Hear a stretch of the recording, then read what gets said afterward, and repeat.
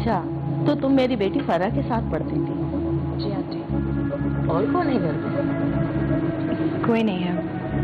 Actually Abu की death मैं जब 10 साल की थी तभी हो चुकी थी और अम्मी की अभी 3 महीने पहले हुई है। बहुत अफसोस हुआ। तो घर का खर्चा वगैरह? बस आंटी इसी तरह से घर में ट्यूशन दे के हो जाता है। फराह की कॉल आई थी कि उसके भाई को एक ट्यूटर की ज़रूरत है। मैथ्स में काफी नालायक है। फरा थी तो आसानी थी, अब वो भी अपने घर की हो गई। कोचिंग भी जाता है लेकिन वहां भी सही नहीं पढ़ता, इसलिए मैं चाह रही थी कि कोई घर पर ही आकर पढ़ा दे। कहाँ जा रहे हो? यहाँ आओ। ये नाजिश है और अब से तुम्हें यही पढ़ाएंगे। मॉम मैं कोचिंग जाता तो हूँ, उसकी क्या जरूरत है? पता है, कोचिंग के बहाने दोस्तों के साथ चले जाते हो, जब रिजल्ट आता है तब पता चलता है। Mom please. अच्छा चलो, कोर्स लाओ, टेस्ट शीट वगैरह लाओ, अपने टीचर को दिखाओ। ये आज से स्टार्ट करेंगे।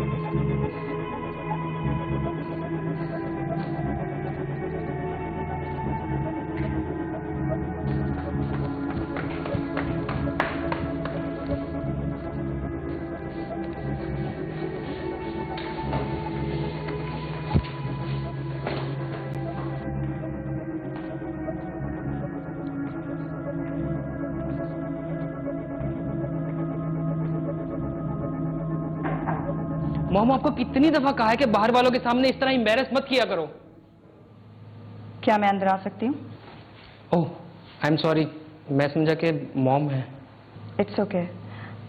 एक्चुअली तुम्हारी मॉम ने कहा कि मैं तुम्हारा कोर्स चेक कर लूँ, so if you don't mind मैं आए? या श्योर, प्लीज।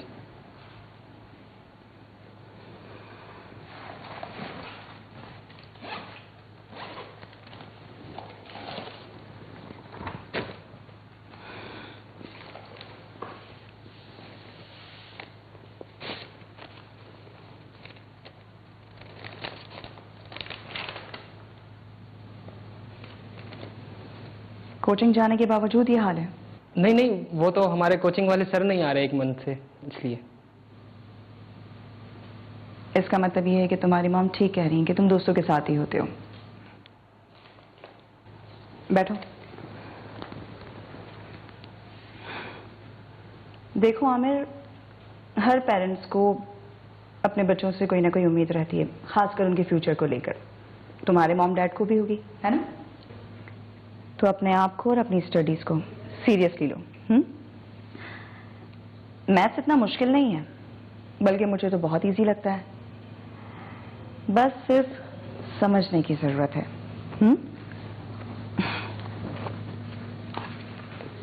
कुछ समझ में भी आया इसके या सब सर से गुजर गया?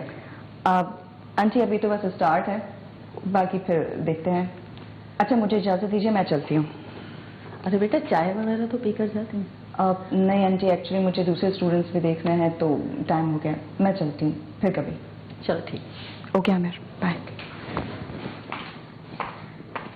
आप सल्लल्लाहु अलैहि वसल्लम ने फरमाया कि उसकी तरबियत की जाए, उसको इल्म पढ़ाया जाए, सिखाया जाए। यहाँ तक कि आप सल्लल्लाहु अलैहि वसल्लम ने इरशाद फरमाया कि 1 गंदुम का 1 किलो, 1 सा, 1 पैमाना सदका करना, ये इतना बड़ा अफजल अमल नहीं है जितना सिर्फ 1 अदब अपने बेटे को सिखा देना आला दर्जे का अमल है। ये आप सल्लल्लाहु अलैहि वसल्लम तरगीब दे रहे हैं। लिबास अच्छा हो, उसका खाना पीना सही हो, उसकी सहूलत की तमाम अशिया हो, उसका नाम अच्छा रखा जाए, उसकी तरबियत अच्छी हो और उसको सिर्फ और सिर्फ अदब नहीं सिखलाया जाए, हुस्ने अदब सिखाना, अच्छा अदब सिखाना, ये सारी की सारी नबवी तालीमात हैं।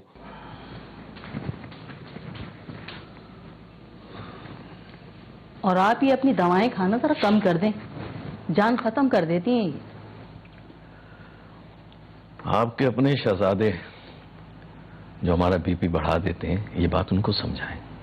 अब ऐसा भी नहीं है, आप तो खामा मेरे बेटे के पीछे पड़े रहते हैं। खामा वो हमारे पैसे जाया कर रहा है, पढ़ाई में दिल नहीं लगता साहबजादे का। आज फरह ने अपनी यूनिवर्सिटी की एक दोस्त भेजी थी, घर घर जाके ट्यूशन पढ़ाती है।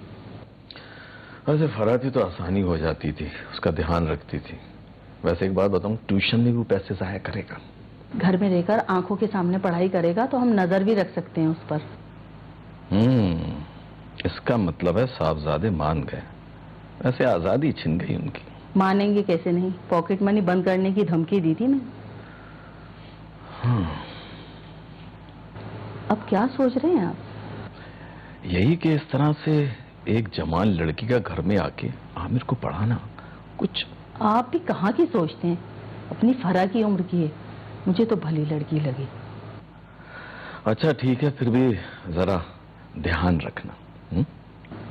आप परेशान नहीं हो और सो जाएं, सुबह ऑफिस जाना है। चलो भाई ठीक है।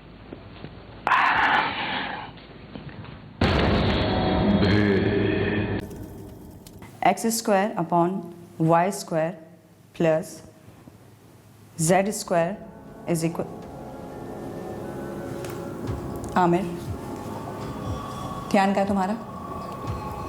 मैं यहाँ तुम्हारे लिए आई हुई हूँ और तुम मोबाइल में लगे हुए हो। आप यहाँ मेरे लिए आई हैं? मेरा मतलब है तुम्हारी स्टडीज़ के लिए। Okay, so please concentrate. अब आप ऐसे हिटलर बन के पढ़ाएंगी तो कुछ समझ नहीं आएगा। क्या मतलब? मतलब अगर एक दोस्त की तरह पढ़ाएं तो शायद समझ आ भी जाए। ओके, तो मान लेते हैं कि हम फ्रेंड्स हैं। बस मान लेते हैं, है नहीं?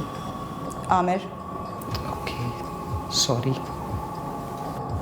तो एज ए फ्रेंड ये बताओ, क्या प्रॉब्लम है इस इक्वेशन में? क्या समझ नहीं आ रहा? ये y और z का तो कोई मसला नहीं है, लेकिन ये जो x है ना, ये बहुत तकलीफ देते हैं, रियल लाइफ में भी और स्टडीज़ में भी। आमिर, तुम ना सीरियसली, मतलब तुम स्टडीज़ में भी मतलब मजाक मस्ती कर रहे हो? पढ़ाई पे ध्यान दो, इन सब चीज़ों पे नहीं। पढ़ाई भी हो रही है या सिर्फ शुगल में ना लगा हुआ है? आंटी, आमिर का सेंस ऑफ ह्यूमर बहुत ही अच्छा है। पढ़ाई में भी अच्छा हो तो ज़्यादा बेहतर है। जी आंटी, वो भी हो जाएगा। इसीलिए तो तुम यहाँ आई हो। मॉम आप यहाँ से जाएं प्लीज़, मुझसे ऐसे नहीं पढ़ाई होती यहाँ पर। अरे मेरे यहाँ बैठने से तेरी पढ़ाई का क्या लेना देना? आंटी, आमिर ठीक कह रहा है।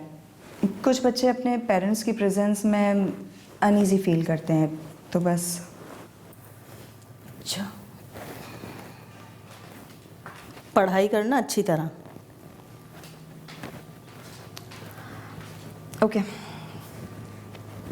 अच्छा ये देखो, ये जो 10 एज के अंदर जो बच्चे होते हैं, जो जवान अभी बढ़ रहे होते हैं, इस मौके पर उनकी तरबियत के हवाले से बड़े हसास और नाजुक मामलात सामने आते हैं। वो हसास और वेरी सेंसिटिव जो मामलात सामने आते हैं, उसमें ज़ाहिर है उनकी बुलूगत और उनकी जवानी की उम्र शुरू हो रही होती है। उसमें एक तरफ उनको शर्म हया का पैकर बनाना ज़रूरी है, उनके लिबास पर भी नज़र रखने की ज़रूरी है, और उनकी गुफ्तगू ताल्लुकात किन के साथ ताल्लुकात डेवलप हो रहे हैं वो भी ज़रूरी है, और बाकायदा उनको माँ बाप को चाहिए अपने करीब करें। और यही दौर माँ पर भी गुजरा, यही दौर बाप पर भी गुजरा।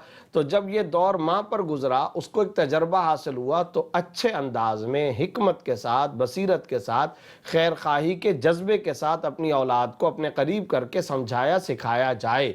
ये है असल तरबियत का तरीक़ा।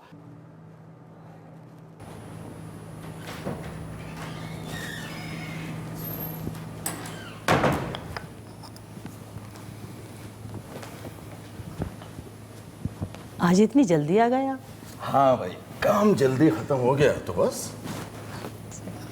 पानी पिलाओ।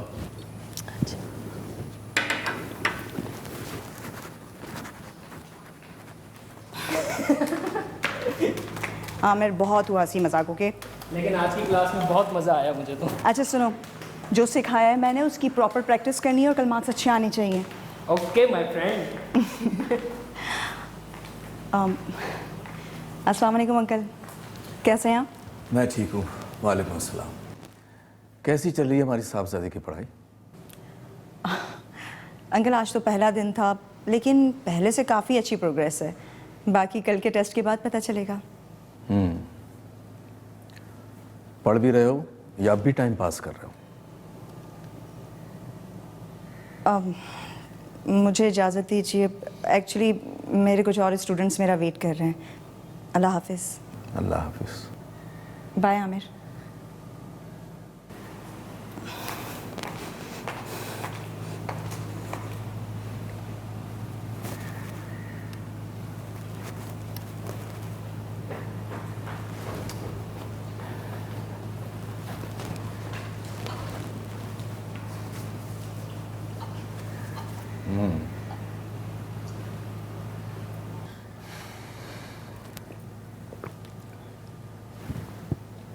आज साहबजादे बाहर नहीं गए? नहीं, पढ़ाई करेगा शायद, कल टेस्ट है ना उसका। यही बेहतर है इसके लिए। आप फ्रेश हो जाए, मैं खाना लगा देती हूँ।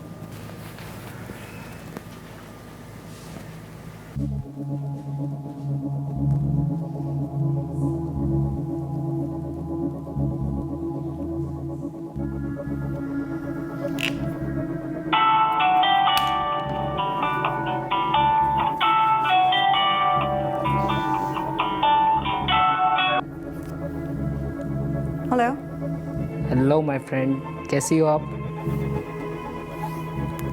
कौन बात कर रहा है? इतनी जल्दी भूल गई आप अपने फ्रेंड को? आमिर बात कर रहा हूँ। ओह, आमिर। जी आमिर। आमिर, इतनी रात को कॉल की तुमने, सब खैरियत तो है? हाँ, वो एक्चुअली मैं टेस्ट की तैयारी कर रहा था, एक क्वेश्चन समझ नहीं आ रहा था तो सोचा आपको कॉल कर लूँ। आमिर, इस तरह तो मैं तुम्हें फ़ोन पे नहीं समझा पाऊंगी। तो मैं आ जाऊँ आपके पास? व्हाट? इतनी रात को, इस वक्त? मजाक कर रहा था। तुम और तुम्हारे मजाक आमिर। वैसे तुम इस वक्त पढ़ाई कर रहे थे? मुझे तो लगा कि तुम अपने दोस्तों के साथ घूमने गए होगे बाहर। हाँ, एक्चुअली वो एक फ्रेंड से प्रॉमिस किया था ना टेस्ट पास करने का, तो इसलिए बस। सिर्फ पास नहीं होना है बल्कि अच्छे मार्क्स से पास होना है, ओके? हाँ, लेकिन मेरी भी एक शर्त है। शर्त? वो क्या? अगर मैं टेस्ट में अच्छे मार्क्स ले आया तो आपको लाइफ टाइम मेरी फ्रेंड बनना पड़ेगा। मंजूर है? अच्छा, चलो, अगर इसी शर्त पे तुम पास हो जाते हो तो मुझे मंजूर है। हाँ तो बस ठीक है, अब ये मेरा कल का टेस्ट ही डिसाइड करेगा। ओके फाइन, बट हाँ, चीटिंग नहीं चलेगी। मैं तुमसे भी यही एक्सपेक्ट करूँगा। ठीक है, take care, good night, bye bye. तुमसे? पागल।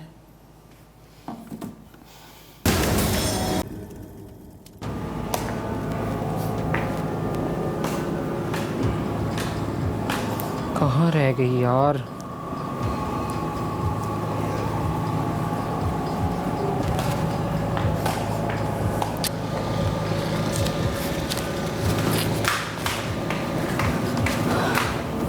कहाँ थी तुम?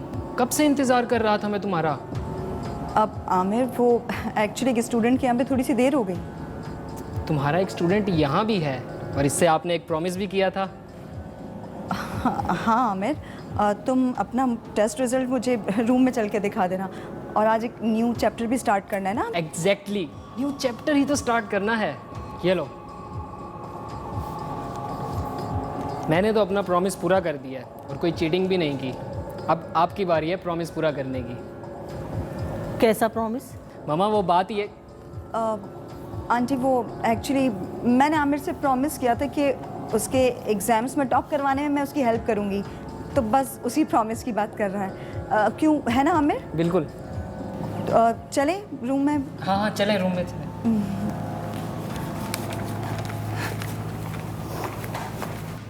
ओफो, मैंने तुमसे कहा भी था ध्यान रखना कहीं लड़का हाथ से ना निकल जाए, लेकिन अफसोस।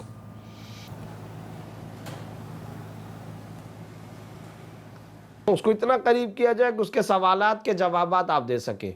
और अगर आपने डर, खौफ, अपने से दूर करना, वहशत, घबराहट, तवहुश इसके अंदर अगर आपने रखा तो वो इजहार माफी ज़मीर यानी अपने ज़मीर और अपने दिल की आवाज़ बाहर नहीं निकाल सकेगा, जिसकी वजह से ख़राबियाँ पैदा होंगी और फिर वो घर के अंदर के तरबियत हासिल करने के बजाय बाहर से सबक लेगा। और जब बाहर से सबक लेगा तो बाहर के माहौल के अंदर हर तरह के फितने मौजूद हैं और गलत ट्रैक पर भी जाने का ख़तरा मौजूद है। मैं ये समझता हूँ कि इस सिलसिले में वालिदैन, स्कूल, तालीमी दरसगाह, मकतब, मदरसा, कॉलेज जितने ये हैं, ये सारे के सारे इदारे स्टेक होल्डर हैं, इन्हें अपनी जिम्मेदारियों को अदा करना चाहिए।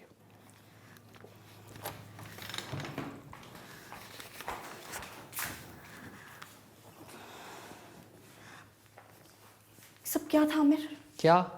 अरे जो बाहर तुम अपने मॉम डैड के सामने कर रहे थे। तुम्हें तुम्हारा प्रॉमिस याद दिला रहा था बस। पता नहीं वो लोग मेरे बारे में क्या सोच रहे होंगे। कुछ भी सोचें, अच्छा ही सोचेंगे अब से। अच्छा सोचेंगे? मुझे तो लगता है अभी आके कहेंगे कल से आने की जरूरत नहीं है। हाँ तो नहीं है ज़रूरत आने की। तुम कैसी बातें कर रहे हो आमिर? मैं तुम्हारी टीचर हूँ और तुम्हारी बड़ी बहन की दोस्त हूँ।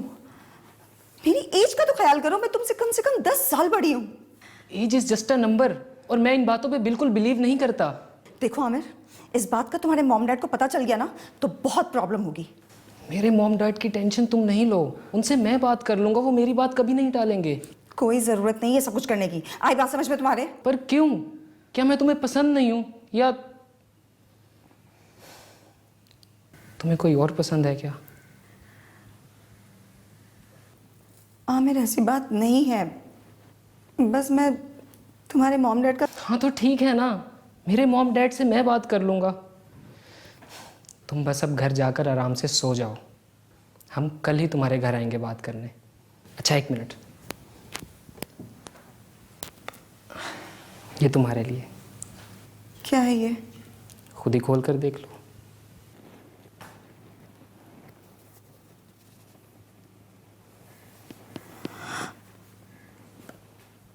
आमिर ये किस लिए? आई नो, छोटा सा है, मैंने अपनी पॉकेट मनी से लिया है तुम्हारे लिए। शादी के बाद इससे भी अच्छा और महंगा वाला दूंगा। आमिर ये बहुत प्यारा है तुम्हारी तरह, पर आई एम सॉरी मैं ये नहीं ले सकती, प्लीज़। ठीक है, शादी के बाद हक से दूंगा तुम्हें। हमारी मिसाल इस वक्त क्या बनी हुई है? सोख्ता जमा करते हैं, ईंधन को जमा करते हैं, लकड़ियों को जमा करते हैं, पेट्रोल हम छिड़कते हैं, आग हम अपने सामने लगाते हैं, लगते हुए देखते हैं। जब शोले आसमान से बातें करते हैं, जब चंगारियां उठती हैं, फिर हम चीखना शुरू कर देते हैं, ये क्या हुआ? अरे भाई, वो जो पहले पूरे का पूरा एक प्रोसेस बन रहा था और ये जो पूरे का पूरा एक लावा फट रहा था, उस वक्त क्यों नहीं तुमने असबाब इख्तियार किए? ये कुरान करीम जो जा बजा पाबंदियां लगा रहा है, ये माशरे को पाक दामन बनाने के लिए सिक्योरिटी गार्ड बिठा रहा है। ये अल्लाह रब्बुल इज़्ज़त सिक्योरिटी गार्ड बिठा रहे हैं। ये काम तुमको नहीं करना, ये नहीं करना, ये नहीं करना। इसको कहा जाता है हदीस की इस्तिलाह में सद्दे ज़राए। रास्ते मसदूद किए जा रहे हैं, बंद किए जा रहे हैं। आप लोग क्यों? किसी और का इंतजार था? नहीं नहीं, आप लोग बाहर क्यों खड़े हैं? अंदर आइए ना प्लीज़।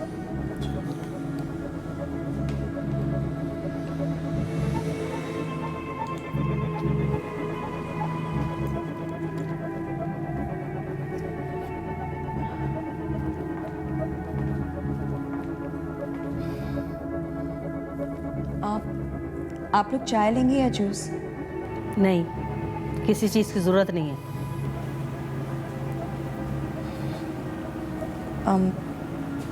आमिर नहीं आया आप लोगों के साथ? तुम ये बताओ कि मेरे बेटे की जिंदगी से निकलने की क्या कीमत लोगी? मैं कुछ समझी नहीं। इतनी ना समझ नहीं हो कि हमारी बात समझ में ना आए। नहीं आंटी, मुझे वाकई समझ नहीं आ रहा आप लोग कहना क्या चाह रहे हैं। तुम जैसी लड़कियों को अच्छी तरीके से जानता हूँ। अमीर लड़कों को अपने जाल में फंसा के शादियाँ करती हैं, फिर आहिस्ता आहिस्ता उनकी प्रॉपर्टी अपने नाम कर लेती हैं। आप लोग मुझे गलत समझ रहे हैं। गलत तो मैंने पहले समझा था तुम्हें कि तुम एक शरीफ और इज्जतदार लड़की हो, मगर तुमने तो 2 ही दिन में मेरे बेटे को शादी के झांसे में फांस लिया। शादी का तो मुझसे आमिर ने कहा था और मैं। आमिर तो बच्चा है, ना समझ है। तुम तो उससे बड़ी हो ना, मना कर सकती थी। देखा है मैंने, मेरा बेटा कैसा पागल हो गया है इसके पीछे, और ये शादी के ख्वाब देख रही। ये लो, ये ब्लैंक चेक है, जितनी रकम चाहे भर लो, उसके बाद मेरे बेटे की जिंदगी से दफा हो जाना।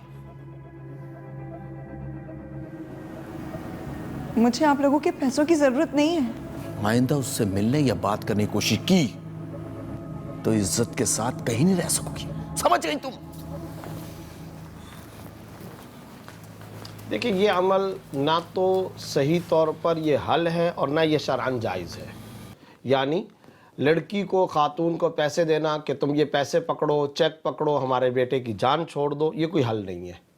अगर उन दोनों का आपस के अंदर इतना स्ट्रॉन्ग रिलेशन कायम हो चुका है कि वो तमाम हदों को पार करने के ऊपर आए हुए हैं, तो फिर पैसे लेने से वो स्ट्रॉन्ग रिलेशन वीक नहीं होगा, वो उनका ताल्लुक कमज़ोर नहीं होगा, वो होता ही चला जाएगा। इसलिए बज़ाहिर तो इंसानी फितरत और मिजाज ये होता है, अल इंसान हरीस मामूनिया, जिस चीज़ से इंसान को मना किया जाता है वो उसी के करने पर ज़्यादा हरीस होता है, वो उसी को ज़्यादातर करता है। एक तो इंसानी नेचर और फितरत ये है। दूसरे नंबर पर ये बात याद रखिए, इस मकसद के लिए खातून का पैसा लेना भी जायज़ नहीं है और ख़ातून को पैसा देना भी जायज़ नहीं है।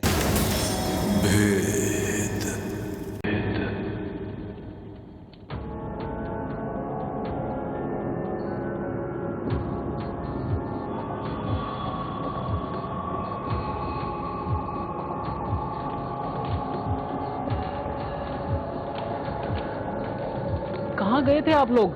कब से कॉल कर रहा हूँ, कॉल भी अटेंड नहीं कर रहे। हम लोग नाजिश के घर गए थे। नाजिश के घर? इस वक्त? क्यों? आप दोनों बोल क्यों नहीं रहे? अच्छा रुके, मैं उसे खुद फोन कर लेता हूँ। कोई जरूरत नहीं है उसे कॉल करने की। पर क्यों मॉम? बेटा वो अच्छी लड़की नहीं है। अच्छी लड़की नहीं है? क्या मतलब है आपका इससे? बेटा वो तुझे फंसा रही है शादी के चक्कर में, पैसों के लिए। आपको कैसे पता कि हम शादी करना चाहते हैं? उसका फोन आया था, वो हमसे मिलना चाहती है। जब हम उसके घर गए तो क्या डैड? तो साफ साफ उसने अपना मकसद बयान कर दिया कि वो सिर्फ पैसों से प्यार करती है और किसी से नहीं। नाजिश ऐसा नहीं कर सकती, मैं उसे अच्छी तरह जानता हूँ। जानती तो मैं भी बहुत अच्छी तरह हूँ उसे। कैसे उसने तुमसे सोने का सेट ले लिया था, मैंने अपनी आंखों से देखा था। ये भी झूठ है? मतलब आपने हमारी बातें सुन ली, लेकिन आपको ये नहीं पता कि उसने वो सेट लिया नहीं था। अगर उसको मेरे पैसों का इतना ही लालच होता तो वो कभी इनकार ना करती मुझे। कहाँ जा रहे हो? वहीं जा रहा हूं जहां मुझे जाना चाहिए।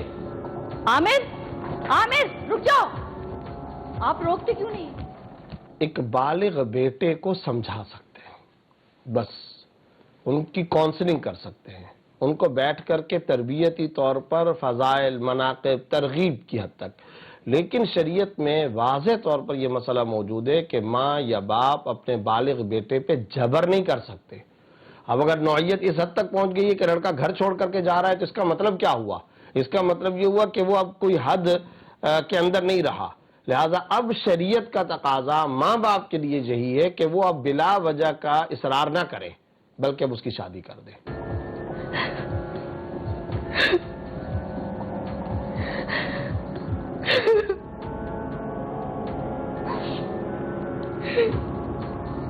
नाजिश, घर का गेट क्यों खुला है? कोई अंदर आ जाता तो? बुरी लड़कियों के यहाँ पे बुरे लोग ही आते हैं। तुम यहाँ क्यों आए हो? जाओ यहाँ से। मैं यहाँ से कहीं नहीं जाऊंगा, नगर छोड़ दिया है मैंने।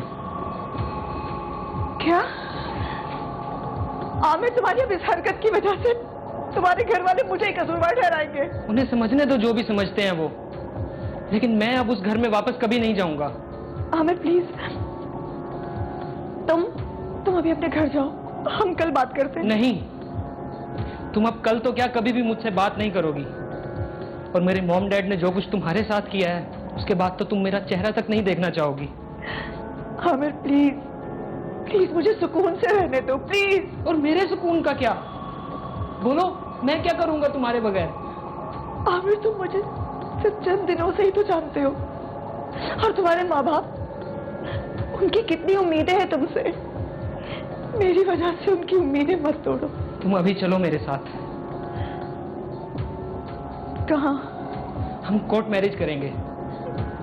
क्या?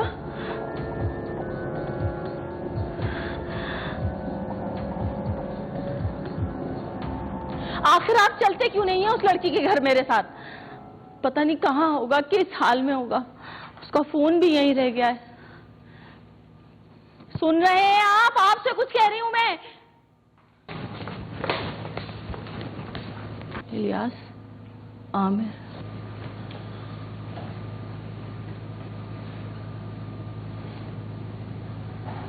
कितनी बेशर्म लड़की है, कैसे मेरे बेटे के हाथों में हाथ डालकर घूम रही है। आखिर चाहती क्या हो तुम? बस भी कीजिए मॉम। अगर वो कुछ कह नहीं रही इसका यह मतलब नहीं है कि आप कुछ भी कहती जाएं।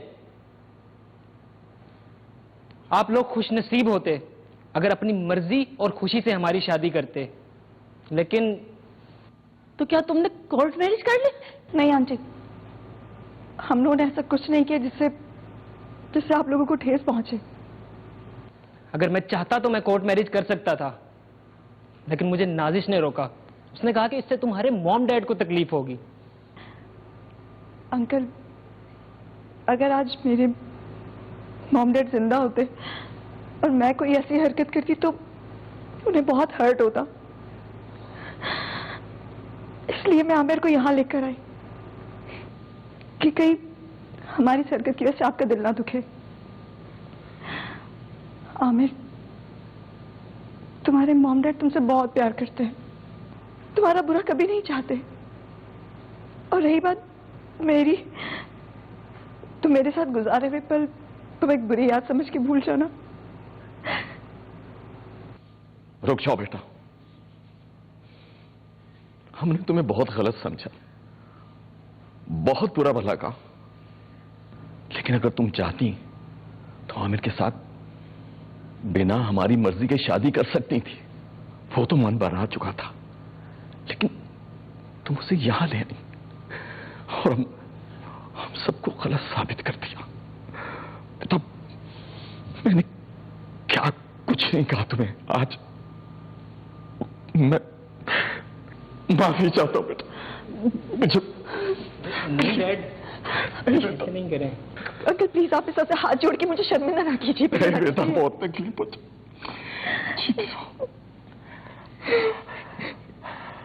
अगर हमारे बेटे की खुशी इसमें है तो हमें इनकी खुशियों का ख्याल रखना चाहिए। चल सीधे रहो बेटा, अब तो तू अच्छे से पढ़ाई करेगा ना?